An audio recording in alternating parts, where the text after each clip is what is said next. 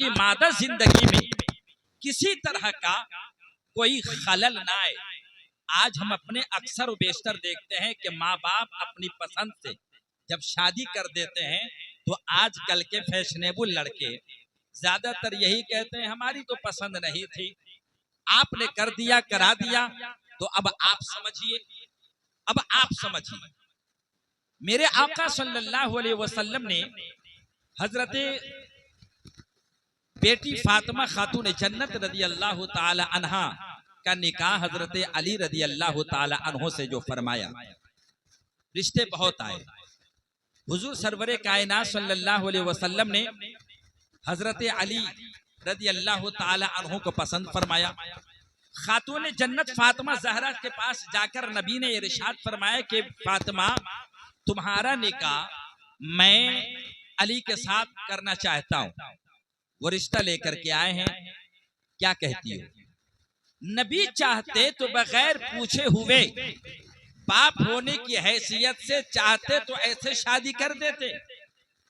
مگر آقا علیہ الصلوۃ والسلام نے اپنی بیٹی کی رضامندی کو اس میں ضروری سمجھا۔ اور آج ہماری شریعت میں بھی ہے کہ جب ہم لوگ نکاح پڑھاتے ہیں تو نکاح میں باپ موجود ہے، دادا موجود ہے، پردادا موجود ہے، سب رشتہ دار موجود ہیں،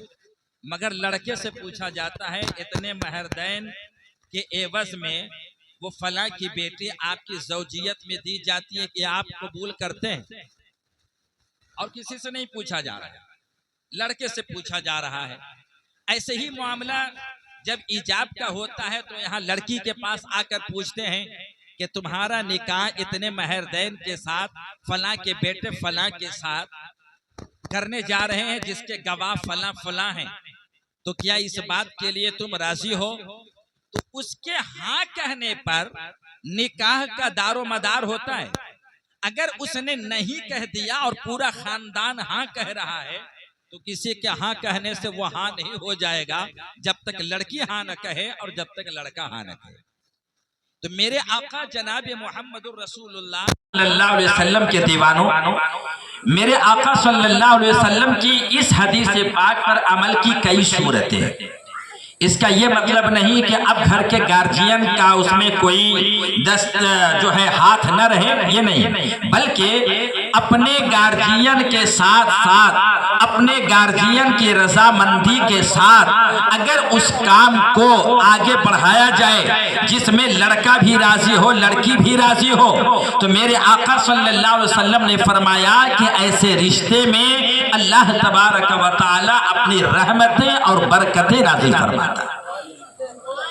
اور اس کے ساتھ بہت سارے مراسم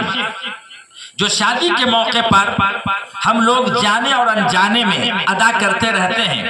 بہت سارے ایسے مراسم ہیں جو شرعی اعتبار سے بالکل غلط ہیں، اسلامی نقطۂ نظر سے بالکل غلط ہیں۔ جیسے شادی کے موقع پر پانی کاٹا جاتا ہے، پانی کاٹنے کے لیے لوگ جاتے ہیں، عورتیں گاتی ہوئی جاتی ہیں اور ہینڈ پائپ پر انگلیوں سے نشان لگاتی ہیں، 4-5 نشان لگا دیا، اور اس کا مطلب ہوتا ہے شاید کہ پہلے کل اور ہینڈ پائپ کی شادی کرائی جاتی ہے،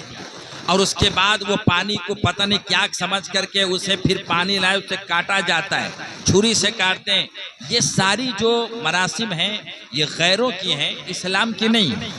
ان سب چیزوں کو ہمیں بالائے طاق رکھنا چاہیے، اور جب مناسب رشتے مل جائیں تو آقا علیہ الصلوۃ والسلام نے ارشاد فرمایا کہ رشتے کو آسان کرو، مطالبات کر کے اور اس میں ڈیمانڈ کر کے اس رشتے کو مہنگا مت کرو، کسی کو پریشان مت کرو، مجبور مت کرو، بلکہ جتنی آسانی وہ رشتہ منظم طریقے سے ہو جاتا ہے، اللہ تبارک و تعالی اتنا ہی بندے کے اس عمل سے خوش بھی ہوتا ہے اور اللہ اس میں اپنی برکتیں شامل فرما دیتا ہے۔ میں آپ سے عرض کرنا چاہتا ہوں، ہمارے پیغمبر صلی اللہ علیہ وسلم نے ارشاد فرمایا کہ لوگو جب تمہارے پاس کوئی مناسب رشتہ آئے، کوئی مناسب پیغام آئے تو اسے تم فوراً قبول کر لو، اور اگر تم قبول نہیں کرتے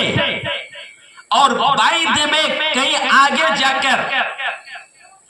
وہ معاملہ کسی غلط روش میں بدل جاتا ہے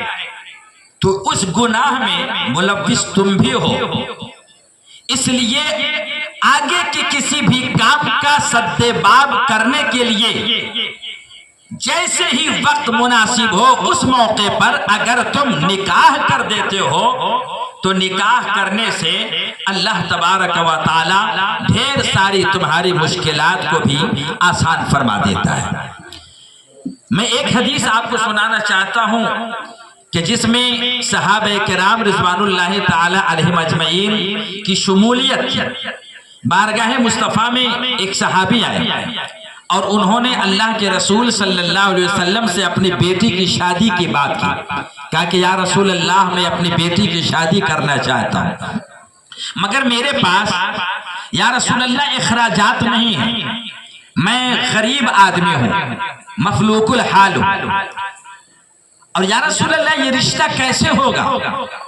نبی غیبدار صلی اللہ علیہ وسلم چونکہ دنیا اور آخرت کی مشکلات کو دور کرنے کے لیے تشریف لائے تھے تو سرکار نے اس وقت کی مشکلات کو بھی بڑی آسانی کے ساتھ حل فرمایا